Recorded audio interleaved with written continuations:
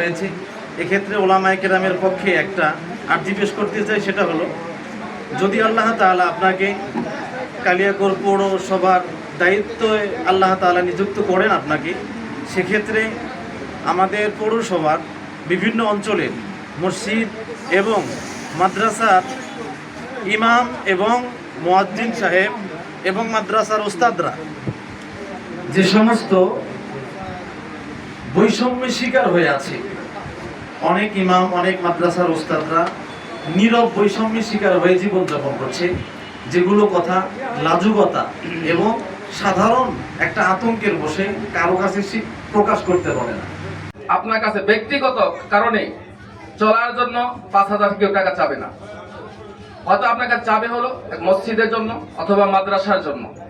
সেই বিষয়ে আপনাকে লক্ষ্য রাখতে হবে, যেই ওয়াদাগুলো করব এটা যাতে ওয়াদাটা পূরণ করা হয়।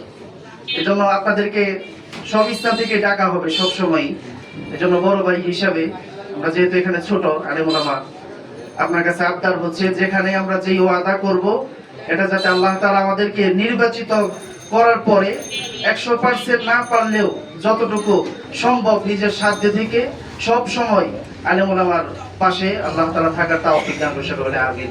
সমস্যা সমাধান করার মতো, মাদক সন্ত্রাস নির্মূল করার মতো সক্ষমতা অর্জন করেই আমি কাজে আসছি।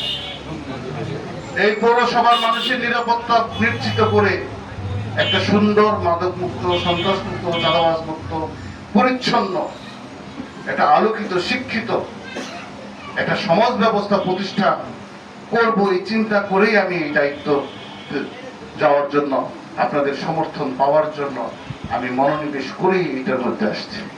অতএব যদি আল্লাহ পাক সহায় থাকে, আমি আগে থেকেই সামাজিক উন্নয়ন কর্মকাণ্ড যেগুলো চলমান রয়েছে এগুলো ইনশাআল্লাহ চলমান থাকবে।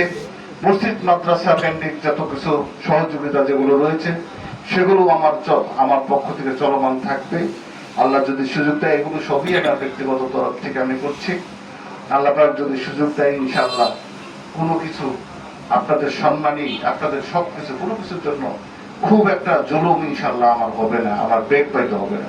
আপনারা আমার জন্য দোয়া করবেন।